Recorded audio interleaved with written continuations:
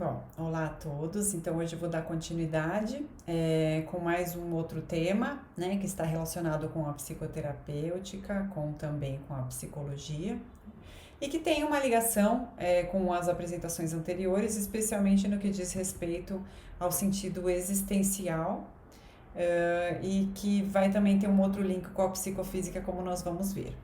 Enfim, eu vou falar um pouco hoje a respeito do Viktor Frankl, que foi um judeu austríaco, médico, neurologista e psiquiatra. Ele foi professor da Universidade de Viena, né, e ele viveu principalmente aí ao longo de quase todo o século XX, né, de 1905 a 1997. Viveu bastante tempo. E ele é considerado o fundador da terceira escola de psicoterapia de Viena, né? E como nós sabemos, Viena foi palco do desenvolvimento de várias teorias psicoterapêuticas, né? Em particular, uma que todo mundo conhece, que é Freud, né? E que desenvolveu a psicanálise, né? Então, a psicanálise, alguns dos aspectos que vale a pena ressaltar, até para um modo de comparação aqui entre as escolas de psicoterapia de Viena. Na psicanálise existe um valor bastante importante no desenvolvimento infantil dentro da família, especialmente no que diz respeito a algo que Freud denominou um certo impulso, que é uma vontade ou uma pulsão sexual, né? Nós temos a segunda escola também de Viena, que é contemporânea a Freud, que é a escola de Adler, que foi denominada psicologia individual. E nesse caso, né, o que se destaca é a vontade, de certo modo, de poder, de dominação de um ser humano com relação aos demais, né? Então, isso seria considerado como um dos pontos de conflito entre as pessoas e uma necessidade psicoterapêutica voltada para essa linha, para esse tipo de vontade humana, né? E a terceira escola, que é a de Viktor Frankl, que foi denominada de análise existencial ou logoterapia, né? Em que Frankl ele vai estar se voltando para um outro aspecto um pouco mais profundo, né? Talvez não materialista, que é a vontade de sentido existencial e que se relaciona com o espírito humano, né? Então, é importante comentar que todas essas pessoas, elas viveram na mesma época, e que foi, inclusive, Viktor Frankl trocou cartas com Freud, ele teve contato com Freud, Freud até autorizou a publicação de um dos artigos do Frankl em uma revista científica.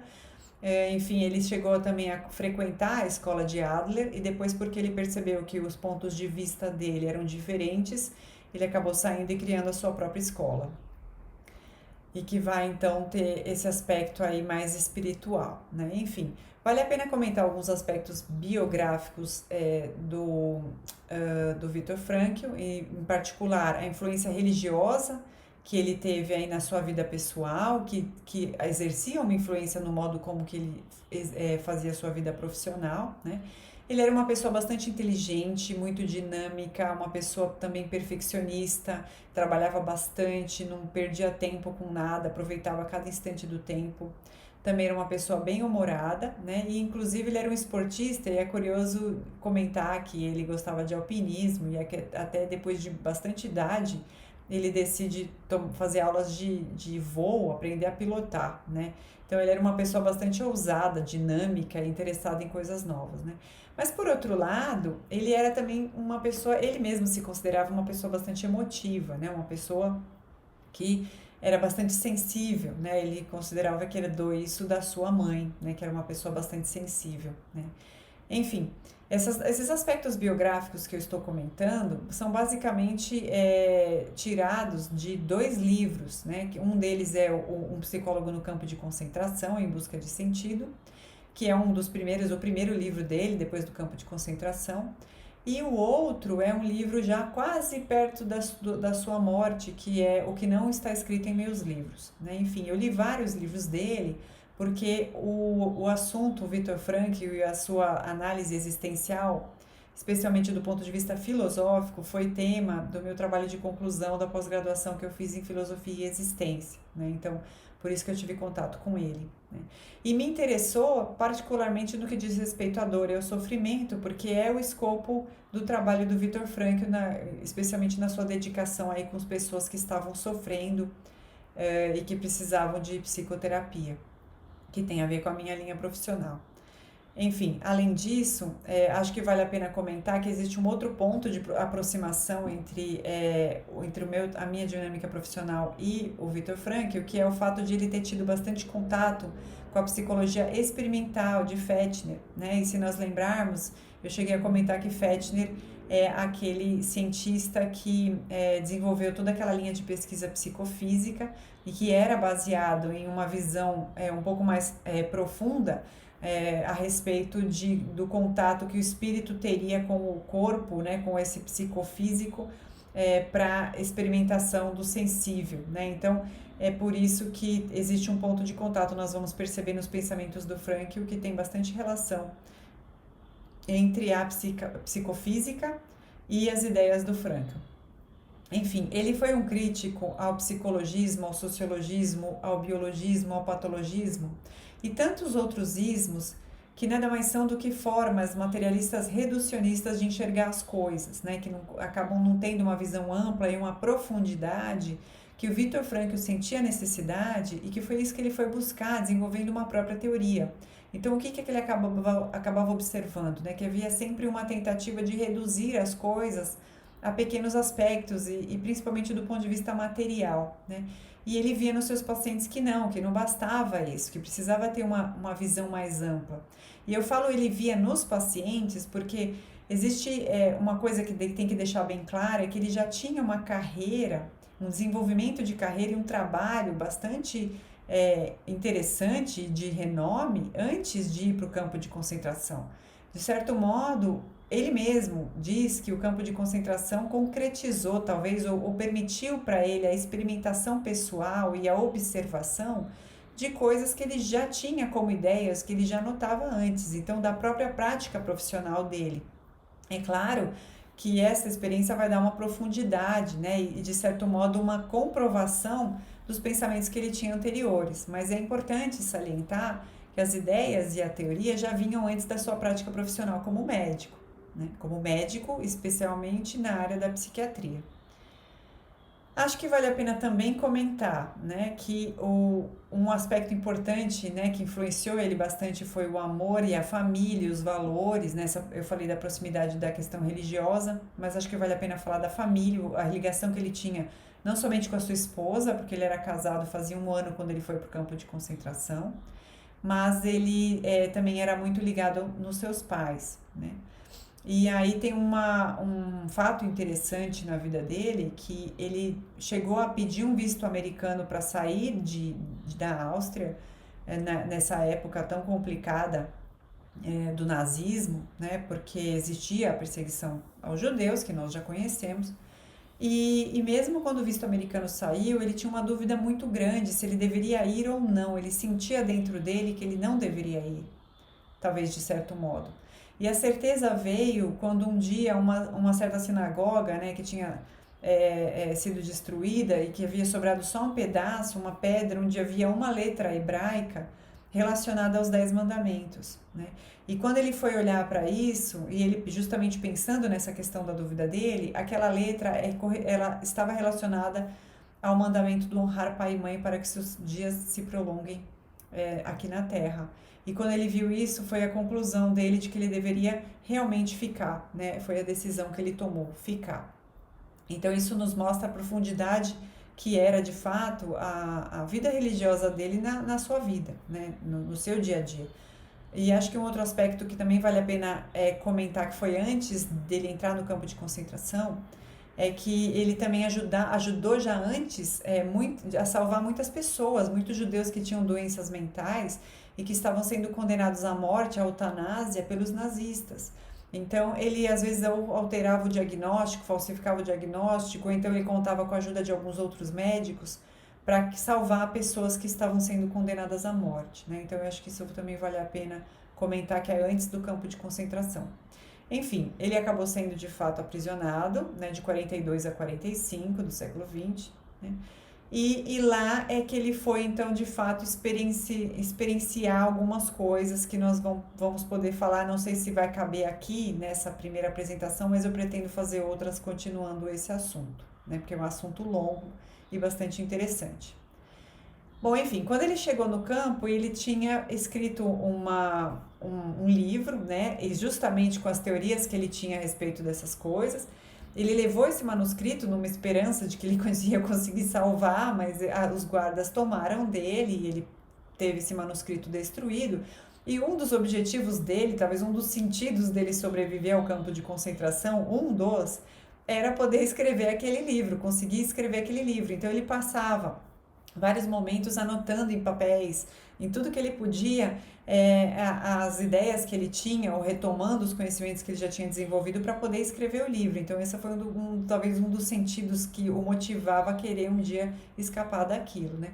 Mas é claro que o motivo pessoal, o amor à família, o amor à esposa, eram coisas que também o norteavam bastante, né? Ele sempre que se encontrava com a esposa, combinava com ela que eles deviam fazer de tudo para conseguir sobreviver ali, né? Muito embora, infelizmente, a esposa dele não vai sobreviver a essa prisão nos campos de concentração, somente ele vai, né?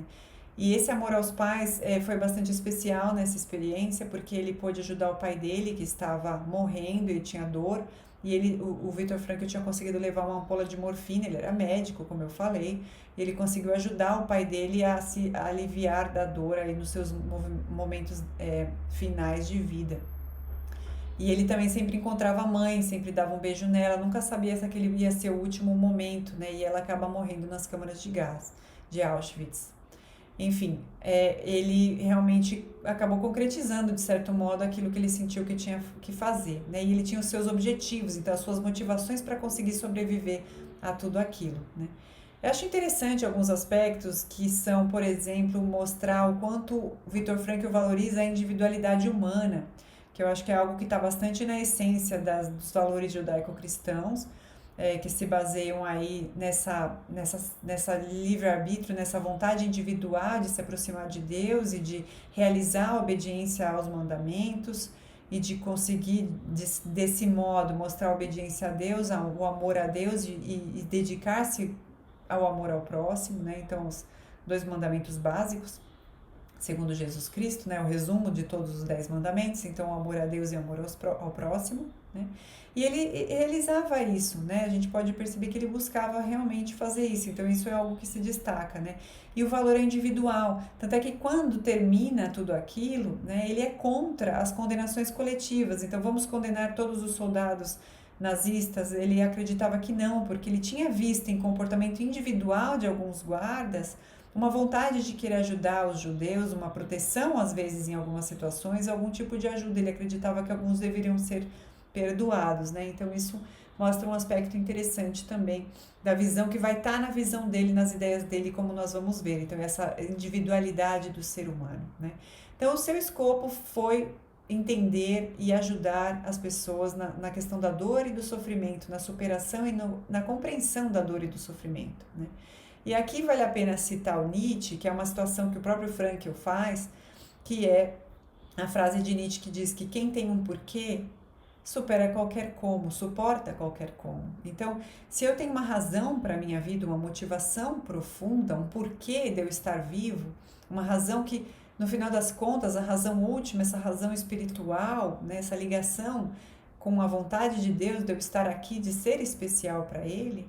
Então, se eu entendo isso, então eu vou suportar qualquer como, né? Porque eu tenho uma razão, né? E isso se mostrou na experiência dele, olhando não somente ele vivenciando tudo aquilo, mas as pessoas que ele viu por lá, né? E depois, e antes já, e depois mais ainda, na sua prática profissional, porque ele ajudou muitas pessoas que tentaram se matar, eram suicidas, pessoas que tinham um sofrimento muito grande, pessoas que estavam perto da morte, né? Que já tinham uma doença terminal, por exemplo. Eu acho que isso é muito importante nos dias que nós estamos vivendo, porque quando as coisas vão bem, talvez a gente não sinta tanta necessidade do sentido, porque basta o atendimento dos nossos prazeres do dia a dia. Mas se as coisas não estiverem bem, nós vamos olhar para o porquê nós estamos aqui. Nós vamos querer lutar se nós tivermos razões profundas para tal, né? E especialmente em situações que nós não podemos fazer planos para o futuro, que as coisas estão comprometidas, como essa situação, essa pandemia, essa situação geral que as pessoas têm vivido aí ao longo desse ano de 2020. Então, Eu acredito muito que Viktor Frankl pode nos ajudar em muitas coisas nesse sentido, né? Se nós entendermos essas razões profundas, nós vamos passar melhor esses tempos, com certeza absoluta.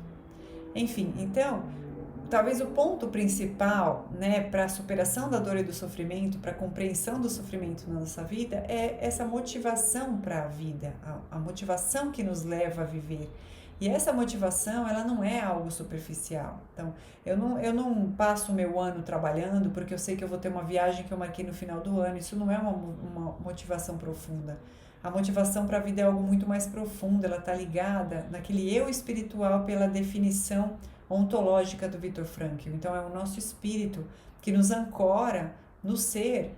E quem é o ser? É o eu sou, é o Criador. Né?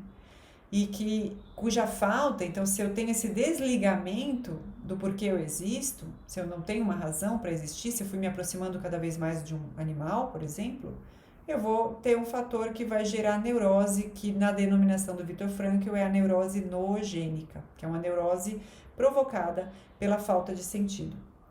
Enfim, a ansiedade, a tensão que acontece naturalmente, tendo em vista a sobrevivência, que é essa ansiedade na nossa vida, é vista por Frankl como positiva, ela é sadia, né? Existe essa necessidade de termos ansiedade, né? Inclusive, ela está relacionada com os nossos comportamentos de luta e fuga. Então, a ansiedade é importante, essa tensão, para nós entendermos as coisas e nos olharmos e nos perguntarmos, mas será que eu estou fazendo as coisas certas? Será que deveria ser assim? Não, o que me ancora? Qual que é a base para a minha vida, né? E a falta disso, então se as coisas estão muito tranquilas e eu estou apenas atendendo às minhas vontades, ou então se acontece uma coisa desesperadora e aí eu não consigo mais atender à minha vontade, eu não tenho esse vislumbre do motivo real por que eu existo, eu vou me levar a um vazio existencial, né? Um tédio, que é a marca aí dos jovens, que é a marca do século XX. Então, isso estava sendo visto por Frankl na primeira metade do século XX, né? Uma época marcada, por exemplo, pelo pensamento do niilismo, por Nietzsche, né? Então, quer dizer, e que para Frankl isso foi gerado por um estado de, já naquela época, né? Tanto se fala isso hoje em dia, mas já naquela época, um distanciamento das tradições humanas, das tradições religiosas, da família, do respeito à família, e do que nos liga à nossa vida. Porque mesmo que eu não fosse uma pessoa religiosa, mas se eu nasço numa família, eu tenho uma ligação com os meus pais, com os meus antepassados, eu tenho alguma ligação com essa história, se eu tenho alguma ligação com a história humana, então a minha vida tem algum sentido. Mas se a vida se tornou buscar o prazer, o meu autoatendimento do prazer, se qualquer pessoa que se contradiz comigo, então eu tenho que eliminar da minha vida porque ela está me fazendo mal, se eu não tenho mais um esforço de tentar entender, especialmente as pessoas mais próximas, né, marido, filhos, família, então quer dizer, realmente perde o sentido, porque eu fico só na busca pelo prazer e o prazer por si só ele não basta, pelo contrário, ele é uma fuga, né, ele é uma maneira de esquecer a vida que eu não suporto, né? E isso, por exemplo, um aumento no consumo de drogas, que já Viktor Frankl falava naquela época. O próprio tédio, o conformismo, levando a uma depressão, a uma tristeza, ao suicídio, a vontade de terminar com aquilo porque não tem sentido. Ou ainda posturas mais totalitárias, do tipo agressivas. Então, daqui a pouco, se eu não tenho o que eu quero, se não atendem o que eu quero, ou se eu não vejo sentido em querer me conciliar com o outro, mesmo que eu seja diferente dele, então eu vou partir para agressão. Né? Então são coisas que, infelizmente, Frankl já via na primeira metade do século XX e nós vemos aumentando cada vez mais, e agora no século XXI. Né? E ainda mais quando nós temos uma situação que grita por isso, né? Uma situação em que aparece uma incerteza, uma dificuldade de lidar com o cerceamento da liberdade, com os problemas que nós estamos passando, e que daí acaba gerando todas essas posturas de agressão, de depressão, de uso de drogas, de aumento de uso de álcool, enfim, situações tão complicadas pela falta de sentido existencial que a humanidade está vivendo, né? E aí entra um outro aspecto fundamental. Então, nós falamos um pouco de individualidade, eu vou chegar a citar um pouco de novo a individualidade em outros momentos, mas eu acho que deve-se ressaltar o aspecto da responsabilidade desse indivíduo perante a vida, né? Então, não é só uma questão, então, agora de tomar decisões, né, de utilizar a minha liberdade de decisão e fazer o que eu quero e atender às minhas vontades, né? Não, agora eu tenho que atender à vontade do Espírito, que a vontade do Espírito está ligada ao amor ao próximo, está ligada a uma obediência aos mandamentos, está ligada a um amor a Deus, né? E isso nos leva a uma responsabilidade com relação a essas decisões que são tomadas. Então, as decisões que nós tomamos não são, não tem a ver somente conosco. Uma frase que às vezes nós ouvimos por aí, eu faço o que eu quero, é o meu corpo, é a minha vida, eu faço o que eu quero, as coisas não são bem assim. Nós vivemos numa humanidade pautada em valores, né? E esses valores passam pelo amor ao próximo, como uma das coisas mais fundamentais, e passam pelo amor ao Criador, a Deus, ao ser, e que tem a ver então com o modo como nos relacionamos, inclusive conosco mesmos. E essa responsabilidade ela é importante, né? Então, a responsabilidade que nós tomamos com as nossas decisões, né, que vão nos levar a um determinado futuro, né? Especialmente em relação ao outro, como eu falei. E daí aí vale a pena conceituar o amor para o Viktor Frankl, como eu falei, que para ele esse amor era importante. E eu citei o amor ao próximo, que está na Bíblia, é um amor bíblico, né? É um amor que pode ser definido como a palavra grega ágape, e não o eros, que é a paixão, porque o eros, que é a paixão, esse amor eros, que é o que todo mundo entende hoje em dia por amor, como se não existisse o outro, é um amor de atender um prazer, de atender um impulso, de atender a pulsão sexual freudiana, né? Mas nós estamos falando de outro amor, é o amor da autotranscendência, o amor da autorrealização através da autotranscendência. Esse amor ao próximo é um amor muito mais profundo e que com certeza vai trazer muito mais sentido para a vida de todos nós, né?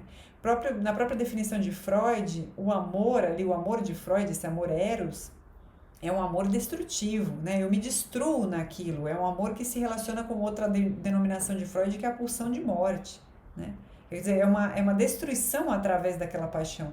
O amor aqui, esse amor bíblico, esse amor que é traduzido como caridade nas palavras do apóstolo Paulo, esse amor é outra coisa, esse amor é algo que está muito mais além, é o amor de um prazer na obediência, um prazer no valor moral do que nós fazemos, de como nós nos relacionamos com as coisas, com as pessoas principalmente, e com o Criador. É muito mais profundo. Nós nos esquecemos de nós mesmos através de uma autotranscendência para nos autorrealizarmos e nos encontrarmos finalmente. Esse é o caminho, né? E é o caminho que Viktor Frankl sinaliza aqui no trabalho dele, né? E com tantos bons resultados que ele conseguiu em toda uma carreira de longa duração e tantos livros que ele escreveu, né? Enfim, é claro que sofrimento desnecessário deve ser evitado, mas quando o sofrimento é inevitável, ele precisa ser trabalhado no sentido de compreendermos o seu sentido, né? Existe uma razão para esse sofrimento, uma razão existencial, e ela precisa ser compreendida, até mesmo quando parece difícil, como por exemplo a situação num campo de concentração. Porque às vezes, ou então, vou citar um outro exemplo, se eu estou com uma doença terminal, ou se eu já tenho muita idade, eu não consigo vislumbrar direito essa questão espiritual da minha imortalidade, né? Ou como eu vou passar por essa morte. Porque existe sim um suprassentido, é um sentido último da existência humana, é um sentido que está para além. Ele não é tão facilmente compreendido porque ele está na dimensão de Deus, mas ele existe, né? E aí vale a pena então situarmos em como Frankl vê a questão ontológica do ser humano, né? Então, como que esse ser humano é composto, né? Então, para Frankl, ele é composto por um psicofísico, e eu falei para vocês que Fechner foi importante aí, uma influência no modo como ele via as coisas. Então, esse psicofísico fazendo a nossa relação com esse mundo sensível, né? Dentro desse psicofísico estão essas emoções que nós sentimos, as emoções, a raiva, esses impulsos, essas paixões, elas estão ali, mas aí eu tenho uma outra estrutura dentro de nós que é muito mais profunda, que está ancorada no ser, nesse ser que tudo preenche, que está em todas as coisas, que está presente em todas as coisas, que é o nosso espírito. E este é a unidade, esse espírito, ele é a unidade responsável pelas nossas decisões responsáveis. Nós não podemos deixar as nossas emoções nos dominarmos. Elas não devem nos dominar. Nós temos a possibilidade de tomarmos as decisões baseadas nesse nosso espírito, né? E aí entra a dimensão temporal de Frankl, que é baseada no presente. Então é nesse momento presente, né, que é o único tempo real que existe, cujo passado ele não é para ser esquecido, pelo contrário, o passado são as coisas imutáveis, é o tempo verdadeiro que já se concretizou, é a história que eu tenho, né? É um troféu, de certo modo, mesmo que seja um troféu de culpa, de arrependimento ou de tristezas, é um troféu, é uma experiência que eu passei e que eu consegui superar, ou não, mas é uma experiência humana, profunda, mas é o presente, que a partir desse passado eu tomo decisões para o meu futuro. É o presente, que é o tempo da responsabilidade de fazer de um bom passado, de um passado qualquer, de um troféu, seja lá que modo que ele seja, que ele possa se representar em um bom futuro, né? Então, isso se denomina nas ideias de Frankl como o que ele chama de otimismo trágico, que é um otimismo, mesmo que trágico, mesmo que diante da culpa, da morte, do erro, mesmo que baseado em dificuldades, né? Mas eu posso ser otimista mesmo assim, tentar tirar o melhor de cada experiência, inclusive na dor, né? Inclusive no sofrimento, sempre há algo para ser tirado, nós temos sempre algo para tirar daquilo, né? E assim a gente transforma esse sofrimento em realização. Então, em vez de eu chorar pelo meu sofrimento passado, olha como eu fui triste, como eu passei por isso, não. Olha como eu pude passar por aquilo e o que eu aprendi, mudar a si mesmo, como eu me mudei em relação àquilo, eu me transformei, porque tudo isso nos transforma.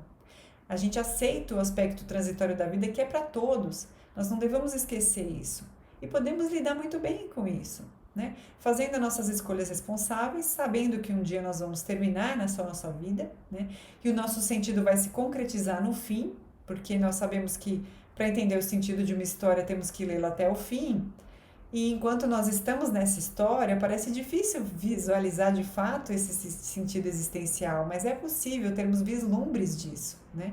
E um dia isso vai se concretizar, né? Então, através das nossas escolhas responsáveis, dessa nossa autotranscendência, são formas, e o próprio autodistanciamento da nossa própria história, para olharmos melhor a nossa própria história, então são as formas que a logoterapia do Frankl utiliza do ponto de vista terapêutico, né? Para superar, então, esse tédio, esse conformismo, esse niilismo, essa falta de sentido, essa neurose noogênica nas palavras de Frankl, né?